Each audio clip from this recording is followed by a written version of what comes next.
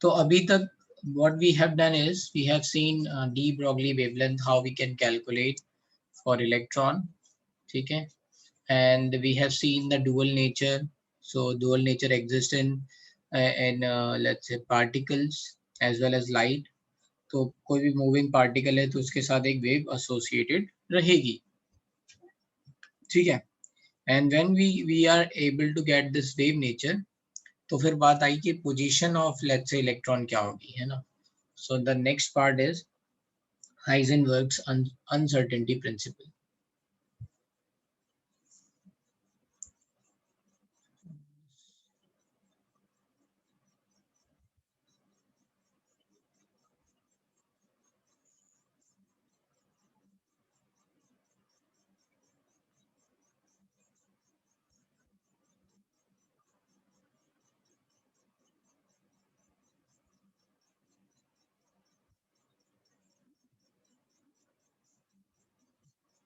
हाइजेनबर्ग्स uncertainty principle क्या कहता है? ये हाइजेनबर्ग अनसर्टेनिटी प्रिंसिपल कि आप किसी भी इलेक्ट्रॉन की स्पीड और पोजीशन या फिर मोमेंटम और पोजीशन साइमल्टेनियसली नहीं बता सकते, ठीक है. So what Heisenberg is saying कि जो इलेक्ट्रॉन है वो जब भी मूव कर रहा है तो आप उसकी पोजीशन, मतलब वो किस डिस्टेंस पे है न्यूक्लियस पे, एंड द स्पीड, है ना, कि वो किस स्पीड से मूव कर रहा है, वो simultaneously you can not tell. There will always be some uncertainty और सम एरर इन इट, है ना.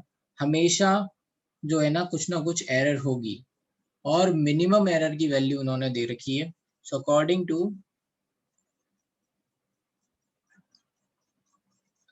टू हाइजेनबर्ग,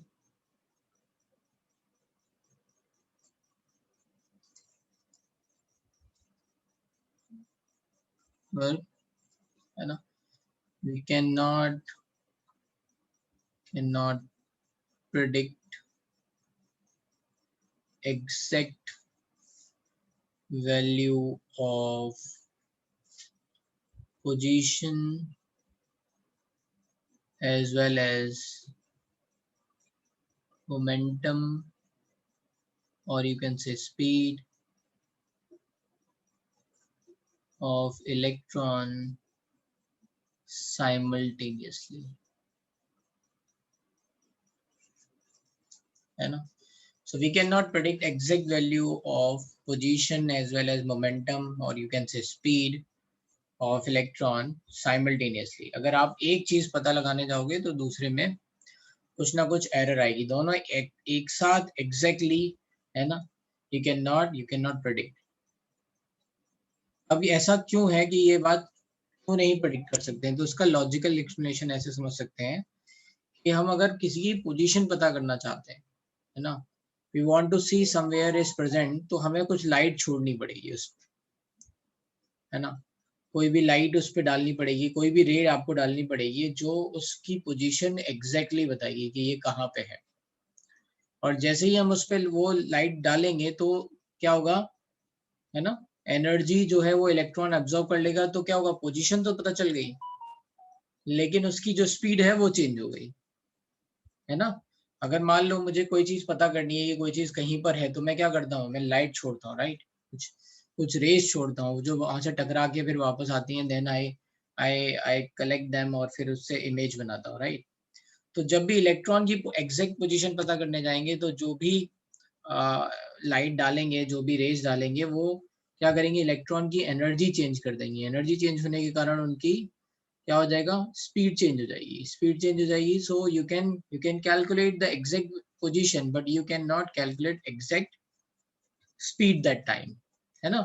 स्पीड या मोमेंटम आपने पता नहीं लगा पाया, इसीलिए साइमल्टेनियसली आपको दोनों चीजें नहीं पता चल रही है. Got it? ये बात समझ में आ गई? So if let's say if and if error in position, error in position, or you can say uncertainty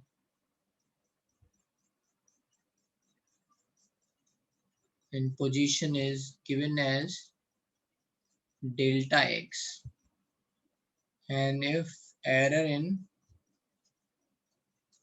error in, let's say, momentum, or you can say uncertainty in momentum, is represented as delta P.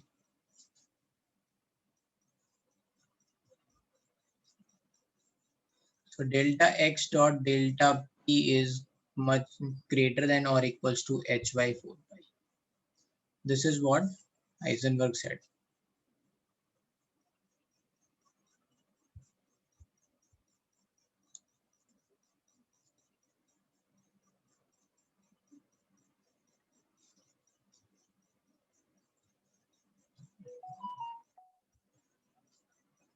ठीक है,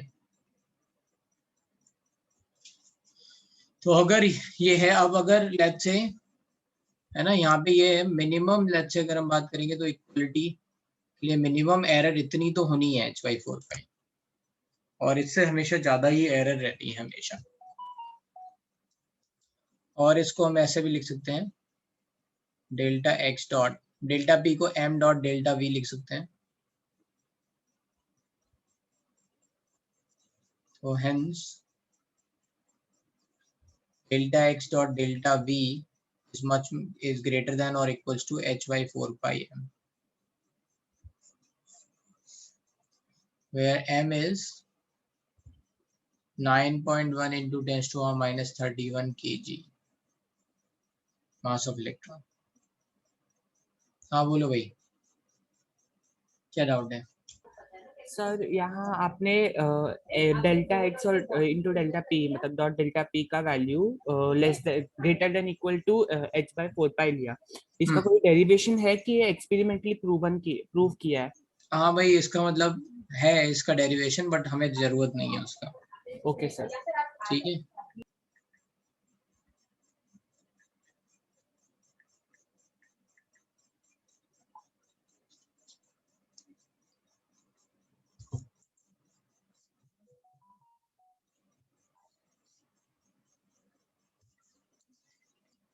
को लिख लो।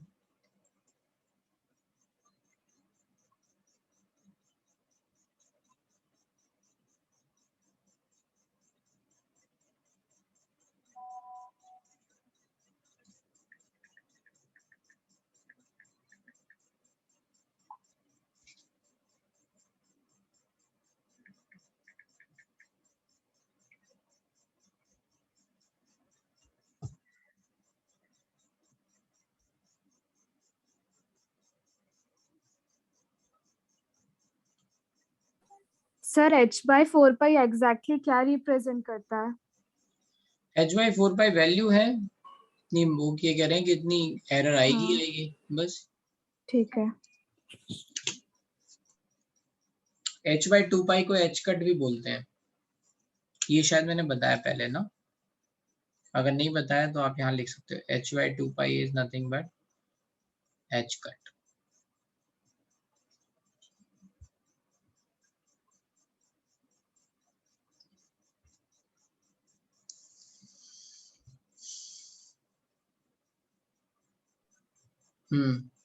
Sir जैसे अभी हमने position पर किया वैसे हम स्पीड पर करने जाएंगे तो पोजीशन में एरर आ जाएगा ना? करेक्ट।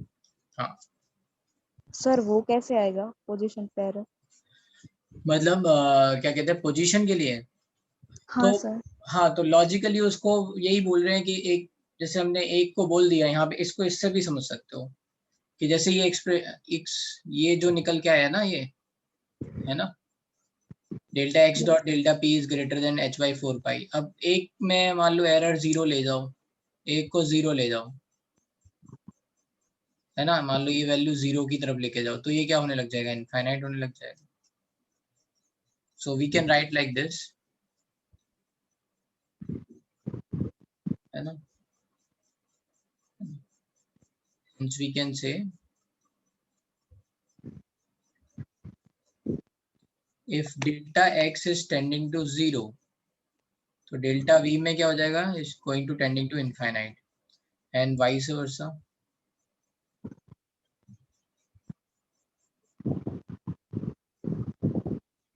है ना, एंड वाइस वर्सा मतलब if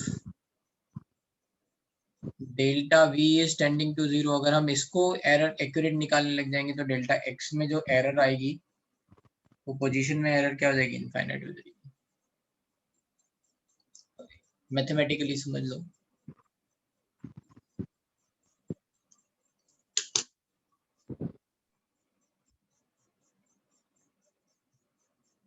ठीक है,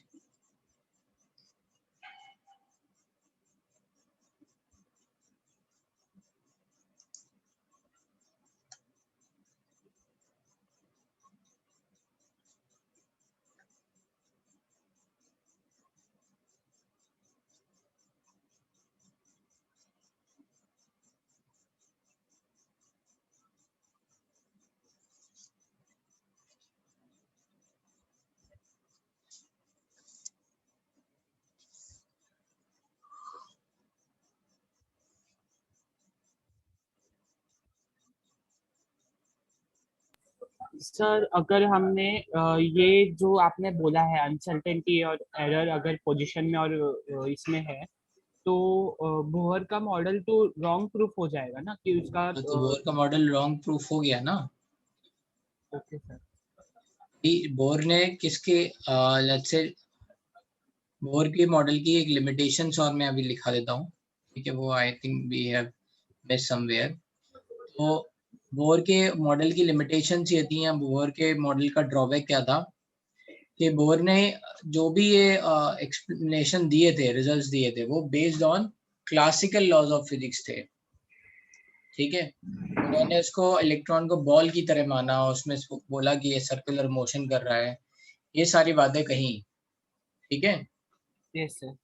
जबकि अगर आप एटॉमिक लेवल पे जाओगे, मतलब इतने छोटे माइक्रोस्कोपिक लेवल पे जाओगे, तो वहां पे मॉलिक्यूल्स एटम्स के लिए classical laws of physics valid नहीं है। ये वहां पे केवल और केवल ये हाइजेनबर्ग अनसर्टेनिटी प्रिंसिपल के बाद तो मतलब पार्ट हो गए फिजिक्स के। एक पार्ट बोला गया क्लासिकल फिजिक्स एंड दूसरा पार्ट बोला गया क्वांटम फिजिक्स। तो क्लासिकल फिजिक्स में you can apply let's say Newton's law of motion, ये सब आप अप्लाई कर सकते हो, but for quantum physics you can not apply, है ना। वहां पे uncertainty, we always talk about probability, हम प्रोबेबिलिटी के बारे में बात कहते हैं। ठीक है, हम ये सब बातें नहीं कह सकते जो जो बोर ने बोली। बोर ने जो बोला था उसके रिजल्ट कुछ सही थे, है ना। सर मतलब बोहर का उन्होंने जो मॉडल। लॉजिक लगाया वो लॉजिक गलत था, बट जो रिजल्ट आए वो सही थे, इसलिए हम उन्हें पढ़ रहे थे। सर बोहर का model was based on particle based था ना, इसके लिए। पार्टिकल तो बेस था, लेकिन में न्यूटन्स लॉ ऑफ मोशन लगाए गए, मतलब माना गया कि जैसे इलेक्ट्रॉन एक बॉल की तरह है और वो रोटेट कर रहा है ना। Okay sir. हाँ, तो अभी आपने जैसे काइनेमेटिक्स स्टार्ट हो गया है क्या आपका फिजिक्स में? हाँ ना, ऑगी सोहम क्या, अभी तो बोल रहा था ये लड़का। हाँ, अभी म्यूट नहीं करना है जब तुम्हें डाउट है ना। यस सर, अभी पहले तक ये बोल लिखो, रहा है ये बताओ ये ऑगी क्यों लिखा है तुमने? सर निकनेम है। अच्छा, ओके, ठीक है। तो क्या मैं बोल रहा था? सर काइनामेटिक्स नहीं पढ़ा है अभी तक हाँ, ये। काइनेमेटिक्स नहीं पढ़ा है, बट ठीक है, तुम्हें इतना तो पता ही होगा ना फिजिक्स में कि अगर मैं बोलूँ कि मैंने ये बॉल ली है और ये 5 मीटर पर सेकंड से, अगर मैंने यहाँ से लेट्स से इनिशियल स्पीड दी है और फिर मैं एक्सेलरेशन बता दूँ, then you can tell the exact position of ball after 5 second 10 second, है ना। आप बता सकते हो उसकी पोजीशन, बता सकते हो यस सर। एग्जैक्टली 10 सेकेंड बाद क्या स्पीड होगी वो बता सकते हो, position as well as speed you can say. Yes sir. तो that is called classical laws of physics, है ना। क्लासिकल फिजिक्स में क्या करते हैं हम, पार्टिकल की एग्जैक्ट पोजीशन, एग्जैक्ट स्पीड हर मोमेंट पे बता सकते हैं। Yes sir. ठीक है, यह है क्लासिकल फिजिक्स। क्वांटम फिजिक्स में क्या है, वी कैन ओनली से, हम नहीं बता सकते हैं ना हर मोमेंट पे इलेक्ट्रॉन की पोजीशन एज वेल एज, है ना, स्पीड, ये नहीं बता सकते हैं। Yes sir. उसमें कुछ ना कुछ एरर रहेगी, यही हाइजेनबर्ग अनसर्टेनिटी प्रिंसिपल है।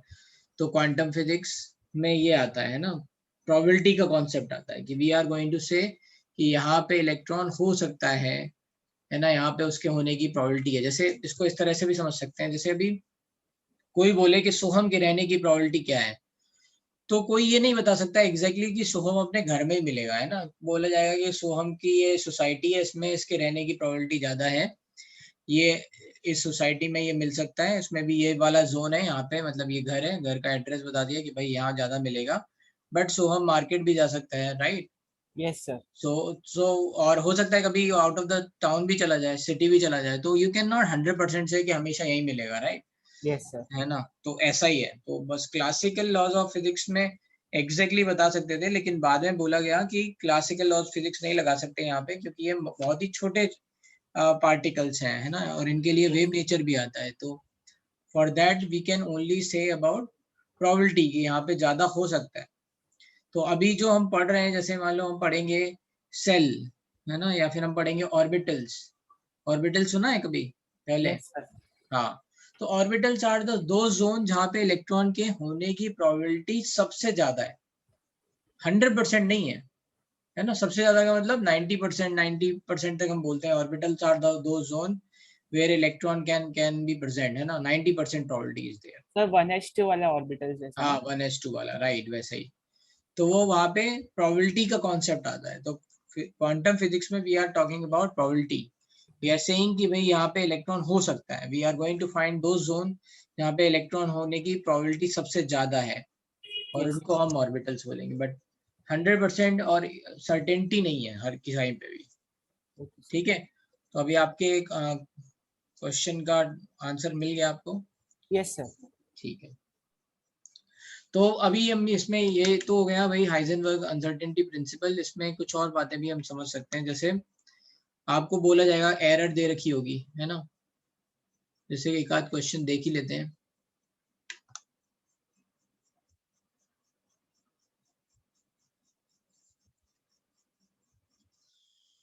जैसे मान लो ये है mathematical expression for uncertainty principle is, ठीक है। तो ये तो आपने देखा है, delta x dot delta P is much greater than H by 4 pi. You can also convert this relation into energy and time. तो एनर्जी और टाइम में कैसे कन्वर्ट करेंगे वो देख लेते हैं।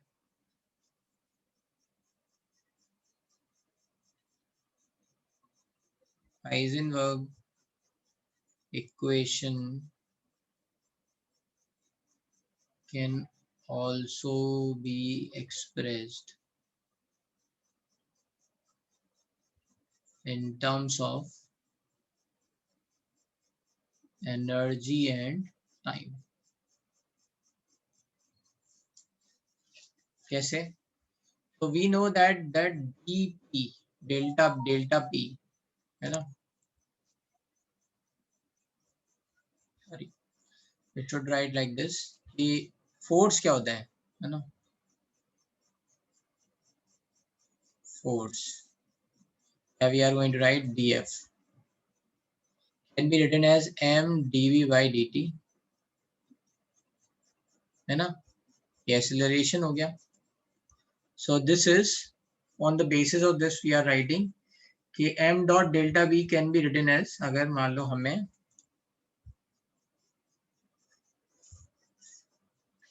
hence m dot delta v can be written as df dot delta t, है ना, ये df equals to ये, so m dot delta v can be written as df dot delta t, and m dot delta v is nothing but delta p, है ना। तो ये हो गया, hence delta x dot delta p can be written as delta x dot delta f dot delta t। Delta x dot delta f क्या होता है ना, x into f, force into distance delta e, so this is can be written as delta e dot delta t. So hence we can write delta E dot delta T is greater than H by 4.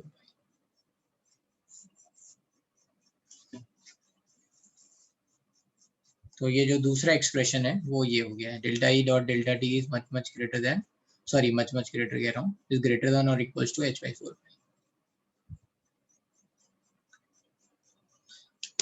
तो इसका मतलब ये हो गया कि energy और time हर moment पे energy इसकी एग्जैक्ट नहीं बता सकते, there will always be some error in it. बोलो ध्रुवी बेटा। तो सर इसके बाद बोर्स मॉडल पूरा गलत हो गया ना? बोर्स मॉडल की फाइंडिंग गलत नहीं हुई, मतलब नहीं निकली ना भाई, आप मतलब लोग कोई गलत ऐसा समझ नहीं रहे हो। स्पेशल केस हो जो इसको भी सेटिस्फाई करता हो? क्या? कोई ऐसा केस भी हो सकता है ना जिसको ये इसको भी सेटिस्फाई कर सकता हो? कोई ऐसा स्पेशल केस हो सकता है केस हो सकता है कि इसको भी, इस इक्वेशन को भी सेटिस्फाई कर सकता हो? किसी को, मतलब मैं समझा नहीं, तुम किस सेंस में बोल रहे हो, क्या बोल रहे हो? पहले तो देखो, पहले ये बात समझ लो कि बोर ने जो बातें कही, वो बातों के जो रिजल्ट्स थे, रिजल्ट्स एक्चुअली कैसे समझाऊं मैं, पहले तो ये समझो साइंस में क्या कर रहे हैं हम। साइंस का मतलब क्या है कि कुछ हो रहा है और हम उसका एक्सप्लेनेशन दे रहे हैं, है ना। तो जो हो रहा है वो तो होगा ही, है ना, वो तो एक्चुअल में ऐसा है ही। तो जैसे बोर ने ये जो पता किया कि इलेक्ट्रॉन है, इसकी एनर्जी लेवल्स हैं, ये एक्चुअल में है ना। Bore was the one who has find those results and उनको फिर उन्होंने एक्सप्लेन किया, है ना। ऐसा ऐसा ये मेरी बात समझ रहे हो? जैसे साइंस में कोई कुछ हो रहा है, जैसे, है ना, मान लो हमारे चारों तरफ जो कुछ भी हो रहा है हम उसको ऑब्जर्व कर रहे हैं, तो वो एक फैक्ट है। अब ये डिपेंड कर रहा है कि मैंने उसको कैसे एक्सप्लेन किया। मान लो मैंने किसी किसी लेट्स से कोई भी लॉजिक लेके एक्सप्लेन किया, वो बाद में प्रूव हुआ कि वो लॉजिक जो है ना वो गलत है, ठीक है। वो लॉजिक मान लो मुझे बाद में पता चला कि नहीं, वो लॉजिक जो जिस जिस लॉजिक के थ्रू आपने आपने प्रूव किया वो गलत है। But obviously I was able, मैं उन पहले लोगों में से था जिसने ये ऑब्जर्व किया, ये रिजल्ट पता किया कि देखो भाई ऐसा हो रहा है, इसलिए मुझे इसका क्रेडिट मिलना चाहिए या नहीं। Yes sir. तो वही बस बोर ने किया। बोर ने क्या किया कि देखो भाई, इलेक्ट्रॉन्स की एनर्जीज होती हैं। इलेक्ट्रॉन्स किसी एलिमेंट में अगर इलेक्ट्रॉन प्रेजेंट है तो वो एनर्जी लेवल के हिसाब से प्रेजेंट है ना। तो ये सारी बातें जो एनर्जी लेवल और स्पेक्ट्रम की बात की, ये एक्चुअल में हो रहा है ना।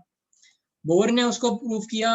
उसको प्रूव करने के लिए उन्होंने classical laws of physics use किए, जिससे उन्होंने एक्सप्लेन किया। बाद में पता चला कि अरे वो तो हम लगा नहीं सकते हैं, वो तो पूरी तरह से सही नहीं है, ठीक है। तो ऐसा नहीं है कि बोर ने जो बातें कही हैं वो गलत है, वो बातें सही हैं, उनको प्रूव करने का और एक्सप्लेन करने का जो तरीका था वो गलत है,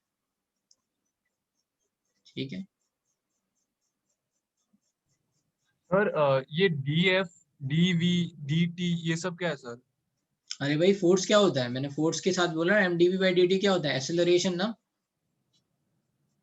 अच्छा हाँ, ओके, हाँ हाँ समझा सर। हम्म। डी मतलब सर चेंज होता है ना? हाँ, डी मतलब चेंज, डेल्टा, ओके छोटा सर। स्मॉल चेंज, हाँ। Okay sir.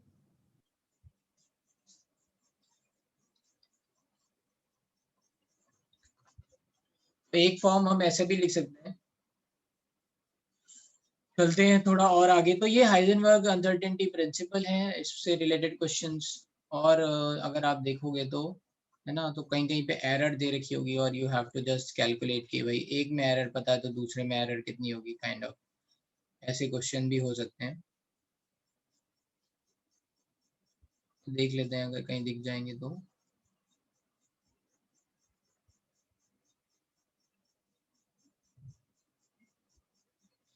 वो ये बोल रहे हैं, what is the uncertainty in velocity of electron if uncertainty in position is 1 angstrom. तो डाल देंगे डेल्टा एक्स दे रखा है 1 angstrom, which is 10⁻⁻10। Uncertainty in velocity पूछ रहे हैं, डेल्टा वी पूछ रहे हैं, तो m dot delta V dot delta x, है ना, ग्रेटर देन h/4 पाई। डेल्टा एक्स की वैल्यू है 10⁻⁻10 दे रखी है। m की वैल्यू आप जानते ही हैं 9.1 इंटू 10⁻31, तो डेल्टा वी कितना हो गया? h की value 6.626 into 10⁻34 divide by 4 pi into m की वैल्यू, m इधर ले जाएंगे, 9.1 इंटू 10⁻31। ये जो भी वैल्यू आएगी उसमें एरर इससे इसके बराबर या इससे ज्यादा होगी। तो बस यहाँ पे इक्वलिटी के लिए सॉल्व कर लेंगे, कहेंगे मिनिमम एरर इतनी होगी, right. Minimum error in the let's से uncertainty or error in the position is going to be this much. You just solve it, you will get it.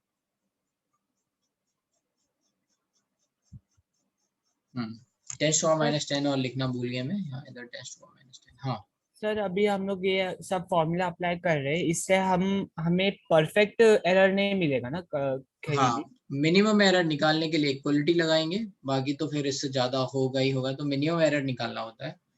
जब भी क्वेश्चन आएंगे उनमें मिनिमम एरर निकालना है कि मिनिमम कितनी एरर होगी।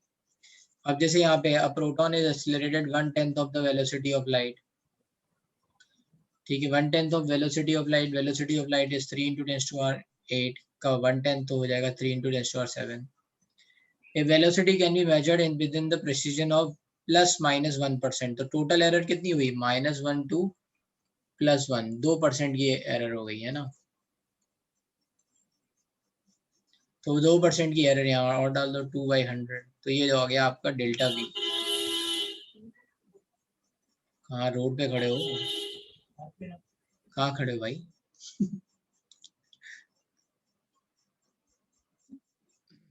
चलो ठीक है, तो डेल्टा वी आ गया ये, है ना, 2% की एरर आ गई। पोजीशन अनसर्टेनिटी इन पोजीशन पूछ रहा है, डेल्टा एक्स पूछ रहा है, डेल्टा वी दे रखा है, will calculate and then solve.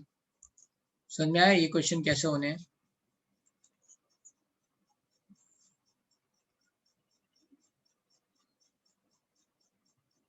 F dot D x होता है एनर्जी, है ना, work energy, F dot D x, force into displacement.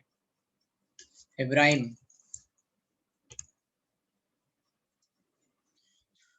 तो वर्क को एनर्जी लिख लो ना, ऐसे लिख लो तो एनर्जी आ जाएगा।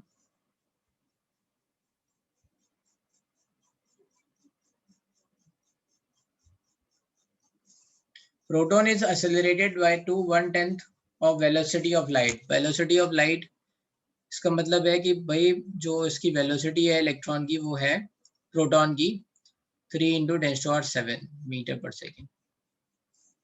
If its velocity can be measured precision ±1%, इसका मतलब है टोटल कितना हो जाएगा, मतलब 99% से लेके 101% तक ये बता रहे हैं, तो एरर कितनी हो गई, 2% की एरर हो गई। तो बस डेल्टा वी कितना हो जाएगा, 3 × 10⁷ का 2%, तो 2/100, तो ये आ जाएगा 6 × 10⁵ मीटर पर सेकेंड। ये आ गई आपकी delta we. What is the uncertainty in position, delta x निकालना है, निकाल दो बस डेल्टा एक्स।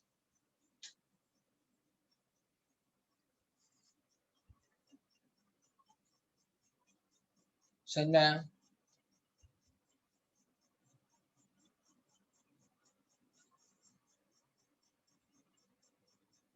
तो ठीक है, ये तो हो गया आपका अनसर्टेनिटी प्रिंसिपल। तो इससे हमें ये समझ में आया कि भाई इलेक्ट्रॉन की पोजीशन हम एग्जैक्टली नहीं बता सकते, तो मतलब पोजीशन और लेट्स से स्पीड एक साथ नहीं बता सकते। And similarly we can not tell about the energy, है ना, एट एवरी मोमेंट, तो उसमें एनर्जी में भी एरर रहेगी, ऐसा आ गया।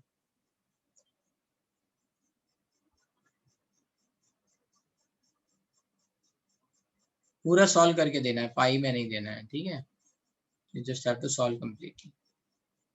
हाँ सर बोलो वो 2% कैसे आया? भाई, ±1% है ना, हम्म। तो टोटल एरर कितनी आएगी,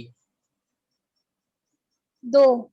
2% ना, मतलब 1% से कम भी हो सकता है, 1% ज्यादा भी हो सकता है, हाँ तो टोटल एरर कितनी बनेगी, 2% की एरर आएगी, हाँ 2% की सर। एरर के बीच में आ रहा है आंसर। Okay, thank you.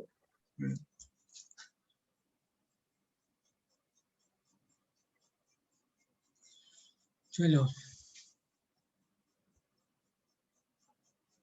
ठीक है, ये तो हो गया।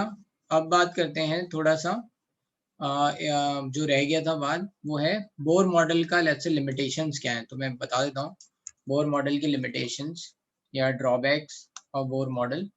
तो एक तो बोर मॉडल का ड्रॉबैक यही है कि he has applied let's say classical laws of physics, ठीक है, तो उन्होंने we can say limitations of Bohr model or drawbacks of,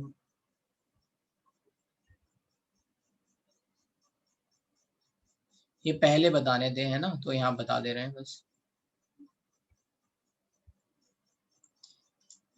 तो पहले तो ये है कि ये, है ना, लाइक बोर ने जो भी बताया वो बताया based on classical laws of physics, but actually में क्या है कि क्लासिकल लॉज ऑफ फिजिक्स तो लगते नहीं है ना. We will talk about quantum, let's say physics, quantum laws of physics, तो उसमें प्रोबेबिलिटी कॉन्सेप्ट आ जाएगा, प्रोबेबिलिटी की बात हो रही है.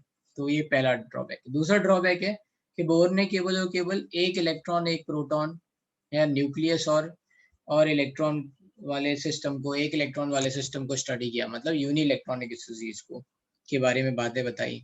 बट एक्चुअल में क्या है कि एक्चुअल में इलेक्ट्रॉन, लेट्स से जो स्पीसीज हैं वो मल्टी इलेक्ट्रॉनिक स्पीसीज हैं.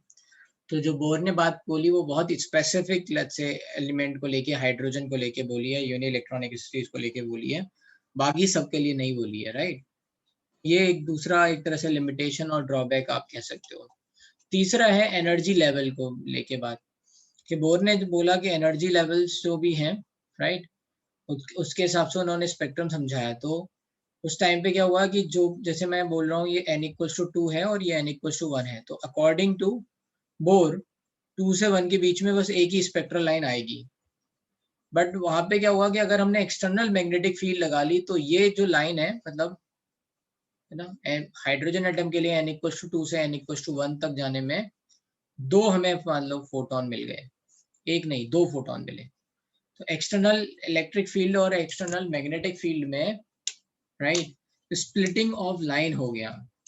स्प्लिटिंग ऑफ लाइन का मतलब क्या है कि हम अकॉर्डिंग टू बोर हमें एक ही बस फोटोन मिलना चाहिए था, बट हुआ क्या, अगर हमने एक्सटर्नल इलेक्ट्रिक और मैग्नेटिक फील्ड लगाया तो एक से ज्यादा फोटोन मिल गए. तो उसको बोला गया स्पेक्ट्रल लाइन का स्प्लिटिंग हो गया. स्प्लिटिंग मतलब टूट जाना. तो इस पे एक स्पेक्ट्रल लाइन की जगह में दो मान लो स्पेक्ट्रल लाइंस मिल गई. तो बोर ये बात नहीं समझा पाए कि एक्सटर्नल इलेक्ट्रिक और मैग्नेटिक फील्ड में लगाने में ये स्प्लिटिंग क्यों हो रही है. तो स्प्लिटिंग एक्चुअल में हो रही थी एनर्जी लेवल के कारण. अभी हम आगे देखेंगे, राइट, कि जो बोर ने एनर्जी लेवल बताया उसके बाद भी उसके अंदर भी कई एनर्जी लेवल थे, सब सेल्स थे, है ना. बोर ने केवल सेल्स के बारे में बात की कि सेल, है ना. तो अभी हम देखेंगे क्वांटम नंबर्स में कि सेल के अंदर सब सेल्स भी होते हैं. तो ये बात बोर ने नहीं बताई थी. एंड इसीलिए जब भी हम इलेक्ट्रिक फील्ड और मैग्नेटिक फील्ड लगाएंगे तो स्प्लिटिंग ऑफ, लेट्स से, लाइंस हो जाएगा, है ना, स्पेक्ट्रल लाइंस हो जाएगा. और उसको बोला गया, दो साइंटिस्ट ने बोला, एक थे जीमन सेड कि यार मैग्नेटिक फील्ड के प्रेजेंस में स्प्लिटिंग हो रही है. And there was another scientist Stark ने बोला इलेक्ट्रिक फील्ड के प्रेजेंस में स्प्लिटिंग हो रही है. तो इनको बोला गया Zeeman effect and Stark effect. तो Bohr could not explain Zeeman effect as well as Stark effect. Bohr नहीं बता पाया कि भाई ये स्प्लिटिंग ऑफ लाइंस क्यों हो रही है. तो ये बाद में पता चला सेल के अंदर सब सेल्स भी होते हैं और एनर्जी लेवल भी है, and because of that the splitting is happening. ठीक है.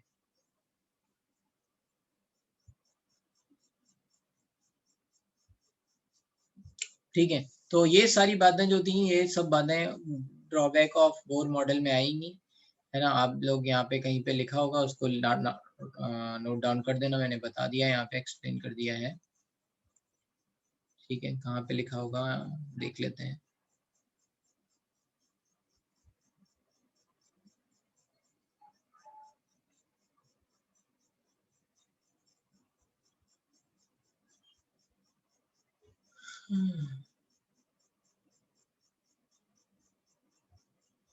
ये लिमिटेशन ऑफ बोर थ्योरी में ये देख लेना. ठीक है. तो ये यहाँ पे दो बातें हैं. एक तो है जीमन इफेक्ट, मैग्नेटिक फील्ड में स्प्लिटिंग हो रही है ना. And Stark effect, that is in electric field. ठीक है. Each spectral line further split into numbers of lines, तो he cannot explain. तो ये हो गए आपके बोर के, लेट्स से. हाँ, हमारे पास जो अभी अभी है वो perfectly we can explain atomic model, वो अभी हम आगे बताएंगे इसके बारे में. ठीक है. चलो, अभी तो ये सब बातें यहाँ से हो गई. अब हमारी बात आती है, वो है क्वांटम, लेट्स से, लॉ ऑफ फिजिक्स के बेस पे हम क्या बातें बताने वाले हैं, और how we are going to say about, let's say, position of electron. तो उसके बेसिस पे हम कुछ बातें बताएंगे. इनको बोलते हैं श्रोडिंगर. एक करके साइंटिस्ट और हैं श्रोडिंगर, उन्होंने काफी कुछ बातें एक्सप्लेन कर दी, तो उस पर थोड़ी देर में आएंगे. पहले हम सोच रहे हैं क्वांटम नंबर समझा देते हैं. चलो, यहाँ तक किसी को कोई डाउट है? यहाँ तक समझ में आ रही है बातें?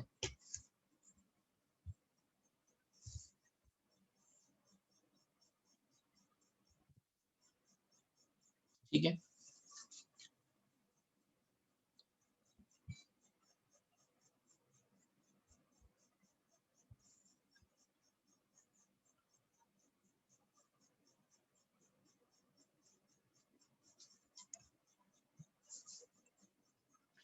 क्वांटम फिजिक्स के बारे में बस इतना लिख लेते हैं, कॉन्सेप्ट ऑफ प्रोबेबिलिटी है ये।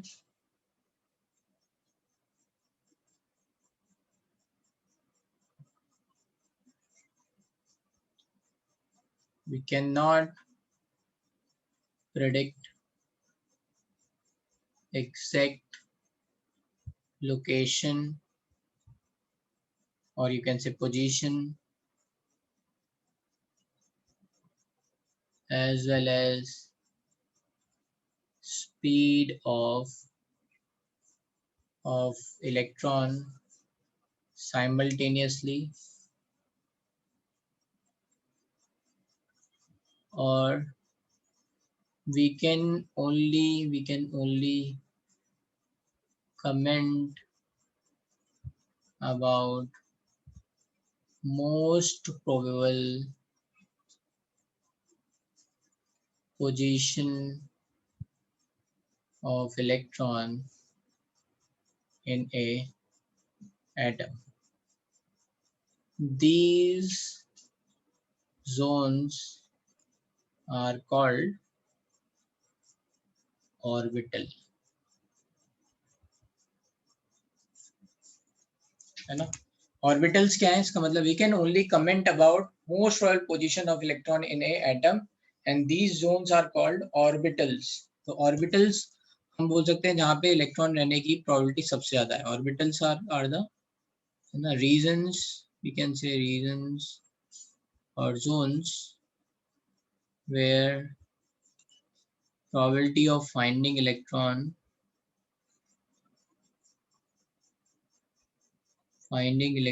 is maximum। ठीक है, तो यहाँ पे हम बोलते हैं कि 80 to 90% प्रोबेबिलिटी है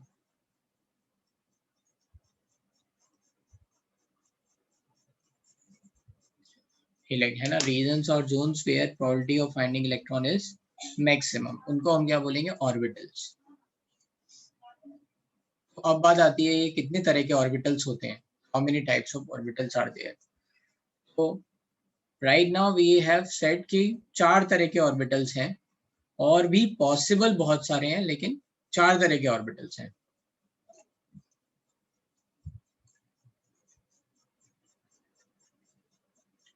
टाइप्स ऑफ ऑर्बिटल्स, तो पहला है एस ऑर्बिटल। एस ऑर्बिटल क्या है, स्फेरिकल है, स्फेरिकल। फिर है P orbital, dumbbell shape.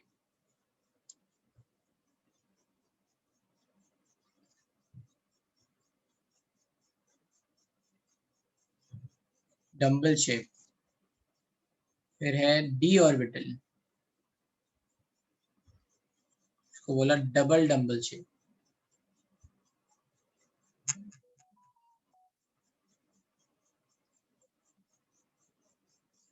And then there is f orbital, so this is going to be complex, इसका शेप थोड़ा कॉम्प्लेक्स बोलते हैं या फिर, है ना, और यू कैन से लीफ लाइक।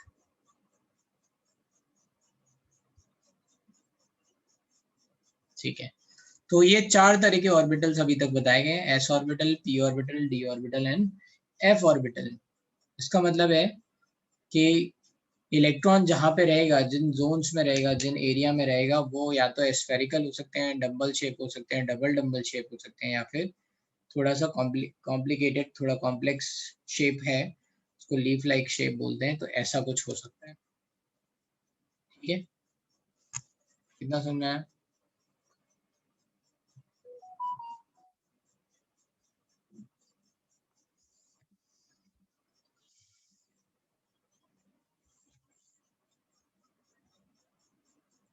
बात आ गई इलेक्ट्रॉन की का एड्रेस पता करने की, है ना।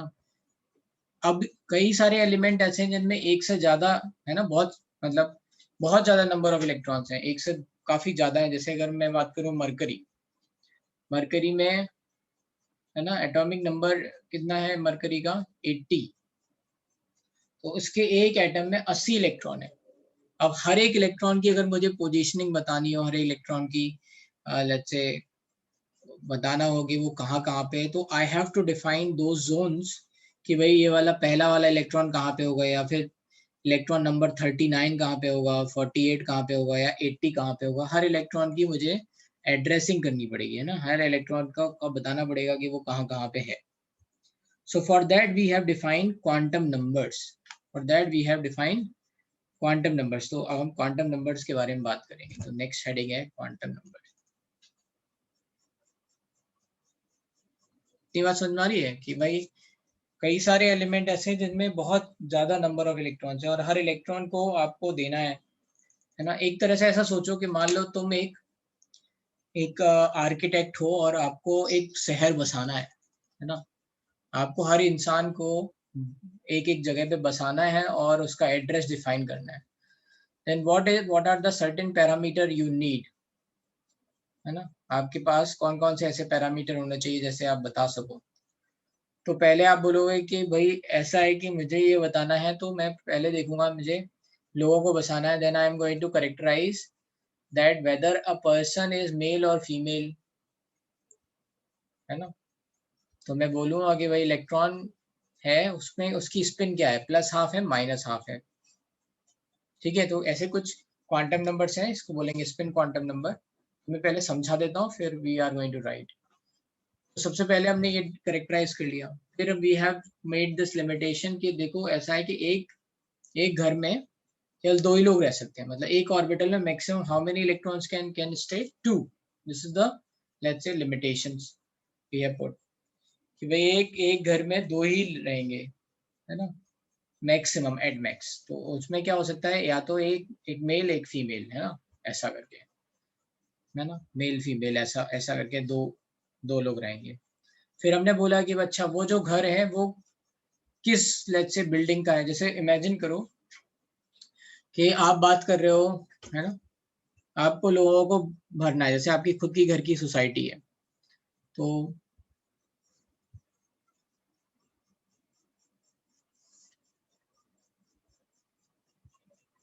इसको हम अपने normal let's say understanding level से देख ले रहे हैं कि जैसे मान लो आपके घर में एक सोसाइटी है, तो सोसाइटी में कई सारी बिल्डिंग्स होंगी, ठीक है। उस घर में कई सारी बिल्डिंग होंगी, लेट्स से बिल्डिंग नंबर 1, है ना, नंबर 1 2 3। हर एक बिल्डिंग का अपना एक कॉन्फ़िगरेशन होगा। मान लो building number 1 is let's say 1 BHK, building number 2 2 BHK type है, बिल्डिंग नंबर 3 3 BHK टाइप है, राइट। ये इनका एक कॉन्फ़िगरेशन है और इन कॉन्फ़िगरेशन में अलग अलग नंबर ऑफ फ्लैट्स होंगे, है ना, तो इसमें फ्लैट्स होंगे और इन फ्लैट्स में फिर मैक्सिमम दो इलेक्ट्रॉन ले सकते हैं। तो ऐसे करके हम we can characterize every one, let's say every person का जो भी एड्रेस है हम बता सकते हैं। तो सिमिलरली यहीं पे यहाँ पे भी यही हो रहा है ना। We have let's say broken let's say electrons into four quantum numbers. First quantum numbers tells us about cell, है ना, मतलब सोसाइटी नंबर क्या है, cell is telling you the society number.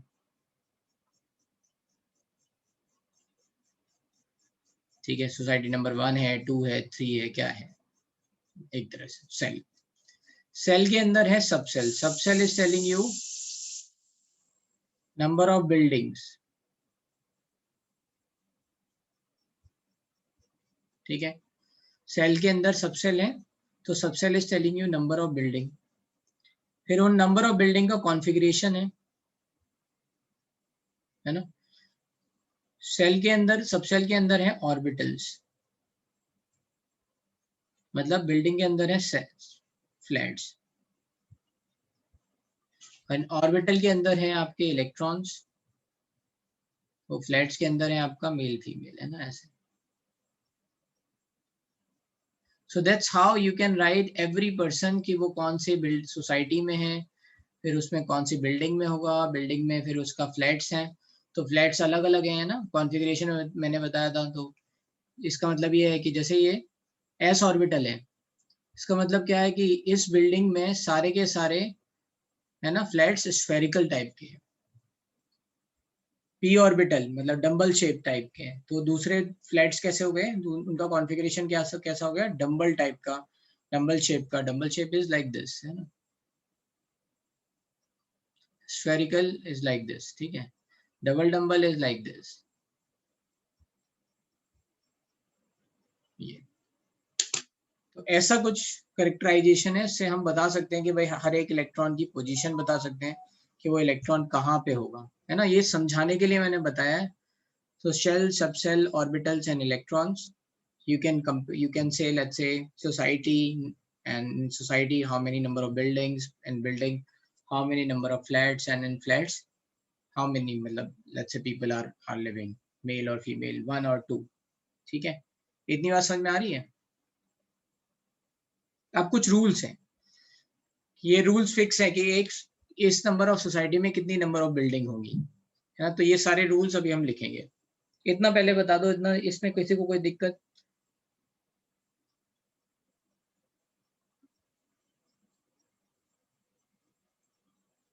किसी ने क्वांटम नंबर पहले पढ़ रखा है?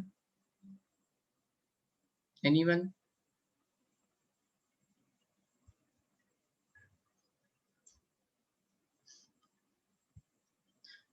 तो ये जो मैं बोल रहा हूँ, ये इतनी बात समझ में आ रही है, जैसे मान लो आपको मरकरी नाम का शहर बसाना है, मान लो, तो मरकरी नाम के शहर में 80 इलेक्ट्रॉन है, 80 लोग रह रहे हैं, and you have to, let's say you have to put everyone into let's say different different number of, let's say, है ना, आपको सारे इलेक्ट्रॉन को अलग अलग जगह पे रखना है, भरना है। तो how you are going to, let's say you are going to fix it, तो उसके लिए 4 क्वांटम नंबर हमने बताए, है ना। हर एक क्वांटम नंबर अलग अलग चीजें रिप्रेजेंट करता है, so we are going to talk about it, ठीक है। तो पहला क्वांटम नंबर है, वो सेल बता रहा है कि सेल नंबर कौन सा है। अभी बस इतना समझो, सेल का मतलब है सोसाइटी नंबर कौन सा है। फिर सेल में रूल है कि सब सेल, तो वैसे ही सोसाइटी में होता है नंबर ऑफ बिल्डिंग्स, कितनी, लेट्स से बिल्डिंग है, 1 बिल्डिंग है, 2 बिल्डिंग है, 3 बिल्डिंग है, कितनी बिल्डिंग्स है। फिर सब सेल में ऑर्बिटल्स हैं, तो उस बिल्डिंग में कितने नंबर ऑफ फ्लैट्स हैं, है ना, कितने फ्लोर्स हैं, और उस ऑर्बिटल में कितने इलेक्ट्रॉन्स हैं, तो वो फ्लैट्स में कितने लोग रह रहे हैं, ऐसे आप वो रिलेट कर सकते हो, ठीक है। तो चलते हैं अभी समझते हैं इस बात को।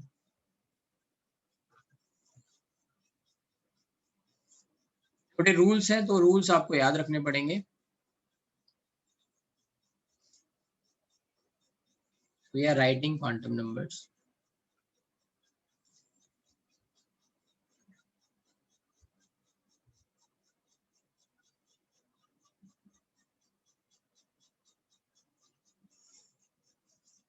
है ना, there are 4 quantum numbers.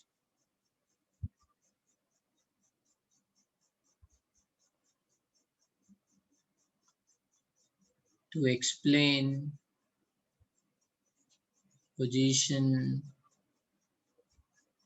properties of energy, है ना, properties of electron cloud।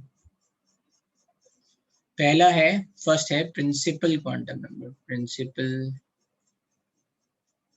Quantum number. Principal quantum number पहला ये है, इसको रिप्रेजेंट करते हैं n से। It explains about number of shell और ऑर्बिट्स, नंबर ऑफ सेल और ऑर्बिट के बारे में बताता है ये। ऑर्बिट एंड ऑर्बिटल दो अलग अलग चीजें हैं, ठीक है। Orbit was the concept which was first given by bore, है ना, सेल कि इलेक्ट्रॉन कहाँ पे होगा। So this principle quantum number gives size of electron wave and energy of electron wave, energy of electron wave. तो ये जो principal quantum number है वो बताता है भाई कि जो इलेक्ट्रॉन है उसका साइज कैसा होगा, उस इलेक्ट्रॉन वेव का साइज कितना होगा, मतलब कितनी बड़ी होगी, छोटी होगी, क्या होगा. And it is also telling us the energy of electron wave, है ना, कि न्यूक्लियस से वो जितना दूर जाता जाएगा उसके हिसाब से उसकी एनर्जी चेंज होती जाएगी. तो इसके बारे में बताएंगे कि ये size of electron wave and energy of electron wave क्या है, वैल्यूज, रूल क्या है. values of n given as 0 values of n given as 1 to n, 1 to, let's say you can say, or n values of n can be 1, 2, 3 to infinite. n की value 1 का मतलब है k shell, n की value 2 का मतलब है l shell, n की value 3 का मतलब है k l m n, ऐसे है ना, m shell, 4 n, 5 o p, ऐसा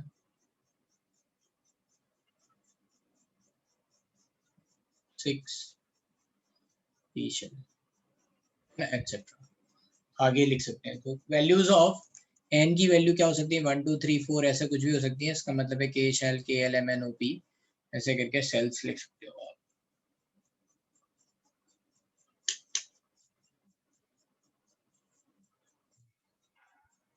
ठीक है, फिर से देख लेते हैं.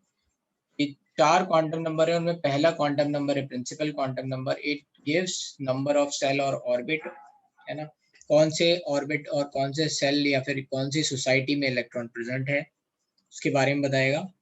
एंड ये क्या बता रहा है, सोसाइटी या सेल जो भी है वो क्या बता रहा है, वो बता रहा है इलेक्ट्रॉन की लेट्स से एनर्जी कितनी है, what is the energy of electron, and it is also telling us the size of electron wave, कि भाई वो कितना बड़ा है, साइज कितना है, कितना छोटा है, कितना दूर है, ये सब बातें बता रहे हैं. सर जब लेटर खत्म होता है तब हम लोग क्या लिखते हैं, अगर हुआ तो. क्या लेटर खत्म होता है मतलब, ALNM जो है वो G तक गया तो अभी तक हम जितने भी भर पाए हैं उनमें 7 तक ही भर पाए हैं बस. अच्छा. हाँ, नो पी क्यू, क्यू तक ही भर पाए, MnOP के बाद क्यू आ जाएगा. सर आपने प्रिंसिपल क्वांटम नंबर के ऊपर देखो ना, इलेक्ट्रॉन और कुछ तो लिखा है, वो समझ में क्लाउड, इलेक्ट्रॉन क्लाउड का मतलब क्या है. अब इलेक्ट्रॉन जो है ना उसकी एक पोजीशन तो है नहीं, वो जोन जो है जिनमें इलेक्ट्रॉन रह रहा है उसको इलेक्ट्रॉन क्लाउड बोल देते हैं. Okay sir.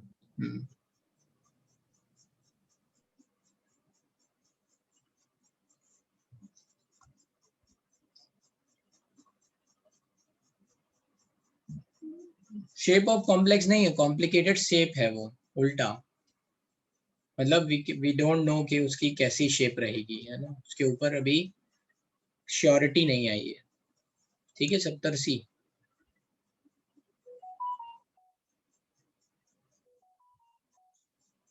तो एक तरह से ये हो गया कि ये सोसाइटी नंबर डिसाइड हो गए, इनके नाम डिसाइड हो गए कि अगर n = 1 है तो वो k सोसाइटी हो गया, 2 का मतलब है l society, m society, like that. ठीक है, अब चलते हैं आगे.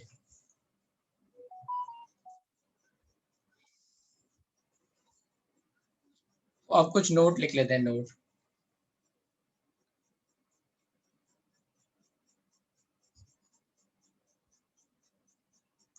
नंबर ऑफ सब cell in a shell is equals to n. Number of subcell in a shell is equals to n. मतलब n equals to 1 सोसाइटी में केवल और केवल एक बिल्डिंग होगी, n equals to 2 सोसाइटी में केवल और केवल 2 बिल्डिंग होगी. सबसेल का मतलब क्या था, बिल्डिंग, राइट. तो अगर n इक्वल्स टू 3 मतलब m टाइप की जो सोसाइटी है उसमें कितनी बिल्डिंग्स होंगी? 3 बिल्डिंग होंगी। n equals to 4 n type की जो n नाम की जो सोसाइटी है उसमें कितनी बिल्डिंग होंगी? 4 बिल्डिंग होंगी। ये है मतलब रूल है। तो ये नोट में हम लिख रहे हैं number of subcell in a shell is equals to n number of orbitals, ये अभी आगे हम समझाते जाएंगे, number of orbitals in a shell is equals to n square and number of electrons in a shell is equals to 2n square। ठीक है, तो इससे आपको क्या क्या समझ में आया? n इक्वल्स टू 1 के लिए हमें के शेल के लिए मान लो के नाम की जो भी सोसाइटी है उसमें कितनी बिल्डिंग होगी? एक होगी। उसमें फ्लैट्स कितने होंगे? एक का स्क्वायर है ना, तो एक ही फ्लैट होगा। और उसमें number of let's say electron कितने रह सकते हैं? तो 2 रह सकते हैं। ऐसे n इक्वल्स टू 2 के लिए कितनी बिल्डिंग्स होंगी? 2 बिल्डिंग होंगी। उस बिल्डिंग में कितने फ्लैट्स होंगे? तो n स्क्वायर, तो 4 फ्लैट होंगे टोटल, है ना। कितने इलेक्ट्रॉन रह सकते हैं? 8 इलेक्ट्रॉन रह सकते हैं। तो यही पढ़ा है ना आपने 2, 8, ऐसा 18 है ना, तो ये यहीं से आ रहा है ना। नंबर ऑफ सेल्स है ना, n इक्वल्स टू 1 के लिए 2 इलेक्ट्रॉन आएंगे, n इक्वल्स टू 2 के लिए 8 इलेक्ट्रॉन आएंगे, n इक्वल्स टू 3 के लिए 18 इलेक्ट्रॉन आएंगे, ऐसे।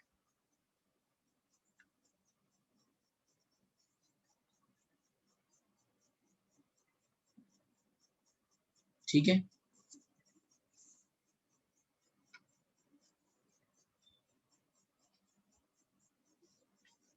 अब इसमें और क्या हमें पता चला है? हमें पता चला था इसमें एंगुलर मोमेंटम, है ना। हमको पता चला था angular momentum in a shell और in a orbit. Angular momentum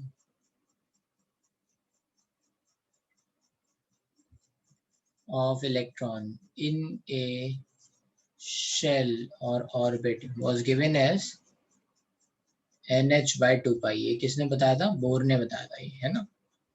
It was explained by de Broglie also, nh by 2 pi।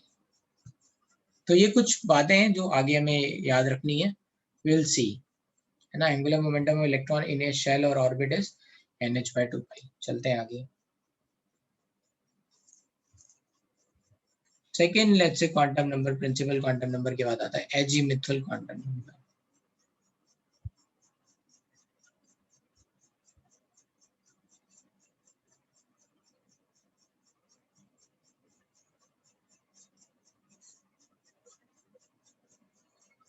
ये रिप्रेजेंट करते हैं एल से। इसको रिप्रेजेंट किससे करते हैं? एल से। क्या बताता है ये? सबसेल्स के बारे में। और यू कैन से एल गिव्स आइडिया ऑफ, है ना, shape of electron cloud. Shape of electron cloud मतलब, है ना, कि स्फेरिकल होगा, कौन से किस तरह का कॉन्फ़िगरेशन होगा, जो बिल्डिंग्स होंगी, है ना, उनका कॉन्फ़िगरेशन कैसा होगा?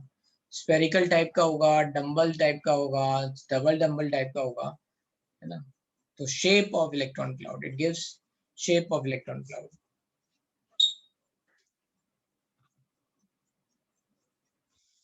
ना रूल क्या है? values of L can be 0 to n minus 1। values of L can be 0 to n minus 1 का मतलब क्या है? hence for n equals to 1 L की वैल्यू क्या होगी? 0 होगी बस। for n equals to 2 L की वैल्यू 0, 1। n की वैल्यू 3 L की वैल्यू 0, 1, 2, ना, n minus 1 हो जाएगी। तो ये रूल है, values of L can be 0 to n minus 1 और n इक्वल्स टू लेट्स से 4 L की वैल्यू हो जाएगी 0, 1, 2 and 3। ऐसे करके। Now representation.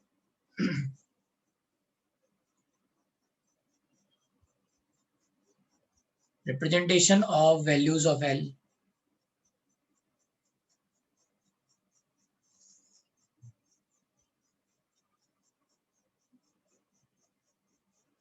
L equals to 0 मतलब S सब सेल, L की वैल्यू 1 मतलब P सब सेल, L की वैल्यू 2 मतलब D सब सेल, L की वैल्यू मतलब 3 मतलब F सब सेल, L की वैल्यू 4 मतलब SPDFG G सब सेल, है ना। L की वैल्यू 5 मतलब GH सब सेल। अभी तो है कितने, 4 तक ही है, लेकिन ऐसे आगे हो सकते हैं, है ना, SPDFGH ऐसे आई। इसका मतलब क्या हुआ कि के नाम की जो सोसाइटी है उसमें कितनी बिल्डिंग्स हो सकती हैं, तो रूल था n बिल्डिंग हो सकती है। तो के का मतलब है 1, 1 में कितनी बिल्डिंग हो सकती है, टोटल एक बिल्डिंग हो सकती है, और उस बिल्डिंग का नंबर क्या होगा, 0, है ना। वैल्यू क्या है, L की वैल्यू 0 to n-1।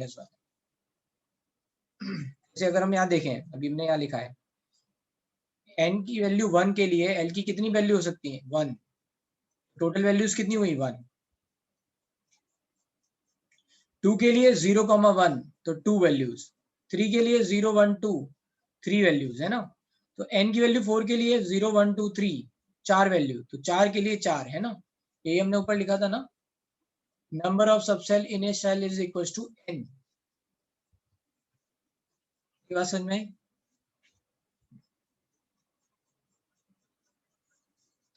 तो अगर मैं बोलूंगा KLMN, n मान लो, n नाम की जो सोसाइटी होगी उसमें 4 तरह की बिल्डिंग हो सकती हैं, है ना। उन बिल्डिंग्स के नंबर क्या होंगे, 0, 1, 2 एंड 3। 0 का मतलब है कि वो उसका कॉन्फ़िगरेशन स्फेरिकल होगा, उसको नाम दिया जाएगा S नाम की बिल्डिंग हो गई। L की वैल्यू 1 का मतलब है P नाम की बिल्डिंग है, उसमें सारे कॉन्फ़िगरेशन कैसे होंगे, स्फेरिकल सॉरी डम्बल शेप के होंगे, है ना। 2 नाम की बिल्डिंग जो होगी, 2 का मतलब है D नाम की जो बिल्डिंग होगी उसमें डबल डम्बल होंगे, ऐसे करके।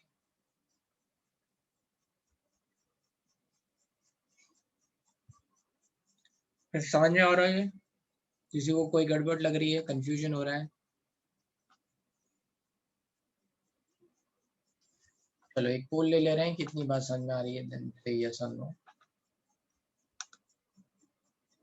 पता भी चल जाएगा कितने लोग जग रहे हैं, है ना, सुन रहे हैं। जल्दी से पोल करो, और है ना, उससे आइडिया लगेगा कि समझ में आ रहा है यस और नो।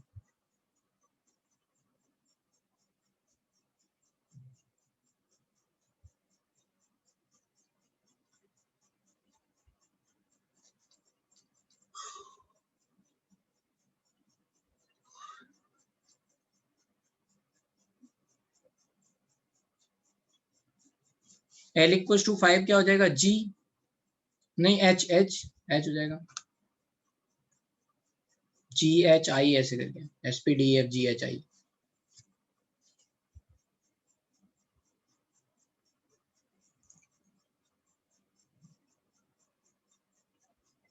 हाँ बोलो Soham. Sir L is equal to 0 लिया है, वो एस शेल आएगा बराबर ना। तो अगर n इज इक्वल टू 4 है, उसमें 4 सब शेल्स आएंगे विच इज अलग अलग, मतलब वैल्यूज के डिपेंडेंट रहेंगे। मतलब अगर L क्या, इज, फिर से बोलना। सर अभी n इज इक्वल टू आपने 4 लिखा है ना ऊपर, हाँ, तो उसमें L के 4 वैल्यूज मिलते हैं। L के 4 वैल्यूज नहीं है, L का वैल्यू 4 है, L इक्वल टू 4 है, L के 4 वैल्यूज नहीं है, L का वैल्यू 4 है।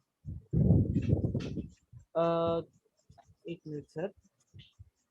सर फिर L इज इक्वल टू 0,1,2,3 पे क्या है? कि उसमें n इक्वल टू 4 में 4 सोसाइटी मतलब 4 बिल्डिंग हो सकती हैं, और उन बिल्डिंग के नंबर क्या क्या होंगे, 0, 1, 2 एंड 3। सो मतलब एल का वैल्यू 0, 1, 2, 3 ऐसा तीनों हाँ चारों हो सकता है।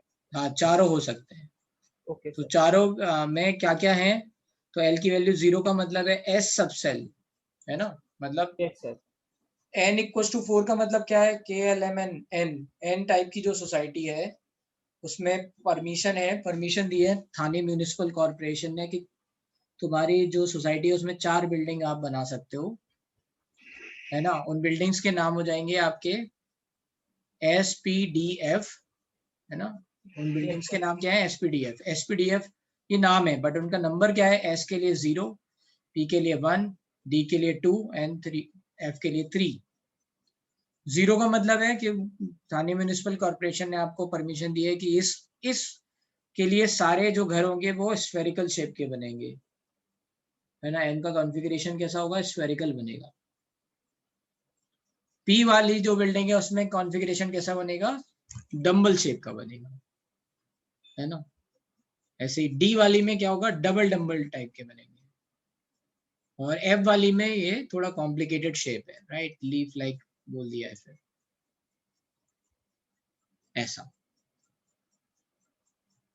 Complex shape, right. इतना समझ में आ गया, ये रिप्रेजेंटेशन हो गया। किसी भी लेट्स से हम सेल में सब सेल्स बता सकते हैं। अब ये कॉन्फ़िगरेशन हो गए तो उसमें जैसे जैसा बिल्डिंग का कॉन्फ़िगरेशन होगा वैसे फ्लैट का भी कॉन्फ़िगरेशन होगा। तो अगर मान लो P सब सेल में जितने भी फ्लैट्स होंगे, P सब सेल में P ऑर्बिटल्स होंगे, P सब सेल में P ऑर्बिटल, D सब सेल में D ऑर्बिटल होंगे, S सब सेल में S ऑर्बिटल होंगे, ठीक है। फ्लैट्स के लिए अभी हम बता रहे हैं, फ्लैट्स के लिए फिर एक और रूल है ना। P सब सेल में केवल क्या होंगे, P ऑर्बिटल्स ही होंगे ना। जैसा जैसा बिल्डिंग का कॉन्फ़िगरेशन है, फ्लैट्स भी वैसे ही होते हैं ना। अगर मैं बोलूं बिल्डिंग का कॉन्फ़िगरेशन 1 BHK है तो जितने भी फ्लैट्स होंगे सब 1 BHK ही होंगे ना, तो वैसा ही है। अगर मैंने बोला कि S सब सेल है तो S सब सेल में जो ऑर्बिटल्स होंगे सारे के सारे स्फेरिकल होंगे। P सब सेल में कैसे होंगे, डम्बल शेप होंगे सारे के सारे, है ना। D सब सेल में कैसे होंगे, डबल डम्बल टाइप के होंगे, ऐसे। थर्ड है मैग्नेटिक क्वांटम नंबर। अच्छा, इसमें पहले मैग्नेटिक क्वांटम नंबर से जाने से पहले एक दो चीजें और, we can write note. Number of orbitals in a subcell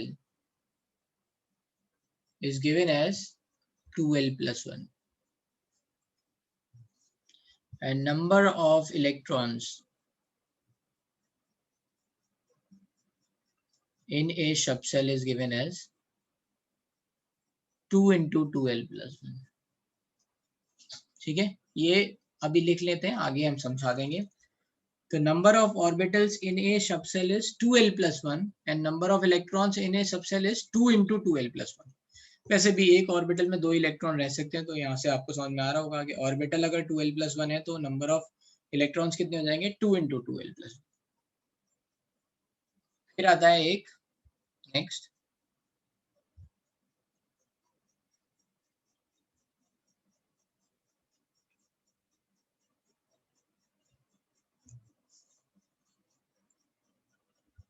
हाँ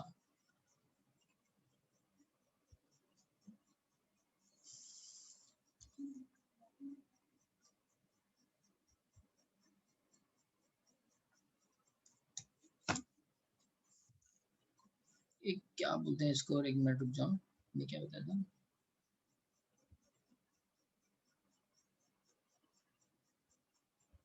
So angular momentum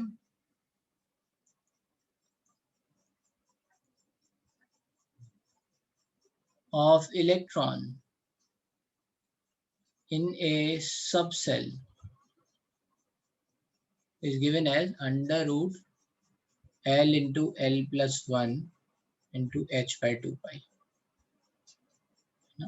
Angular momentum of electron in a subcell is given as L into L plus 1 into H by 2 pi. So let's say hence, in S subcell angular momentum क्या हो जाएगा, L की value 0 रख देंगे तो 0 आ जाएगा। P सब cell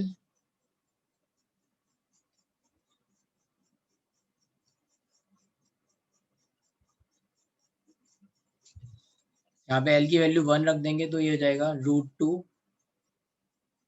h/2 पाई, ऐसे करके आप डी सब सेल में, डी में कितना हो जाएगा ये 2 × 3 √6 h/2 पाई, ऐसे करके आप लिखते जाओगे। हाँ सर वो h/2 पाई रूट के बाहर है ना? हाँ, ओके सर। तो और angular momentum of electron in a सब cell is, this is the formula, याद रखना है।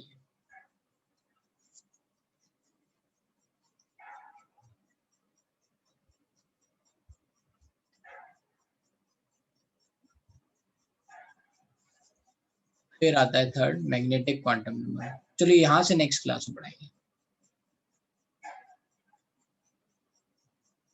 ठीक है, मैग्नेटिक क्वांटम नंबर से। तब तक थोड़ा सा ये आप ग्रास्प भी कर पाओगे, है ना, एब्जॉर्ब हो जाएगा इतना। ठीक है, तो इतना आप लोग रिवाइज कर लेना, ये बहुत इंपॉर्टेंट है क्वांटम नंबर्स, ठीक है, बहुत ज्यादा इंपॉर्टेंट है। इससे आपको इलेक्ट्रॉनिक कॉन्फ़िगरेशन लिखना आएगा। आगे फिर यही आता है इलेक्ट्रॉनिक कॉन्फ़िगरेशन कि 1s2 2s, है ना, 2s2 ऐसे आपने देखा होगा। बोलो। सर P मतलब L का वैल्यू 2 सब्स्टिट्यूट करना ना ऊपर की इक्वेशन इसमें। P का मतलब 1, S का मतलब 0। अच्छा ओके सर, समझा। हाँ ठीक है, चलो, ओके, दैट्स इट देन। किसी को डाउट है तो पूछ लो, बाकी ठीक है।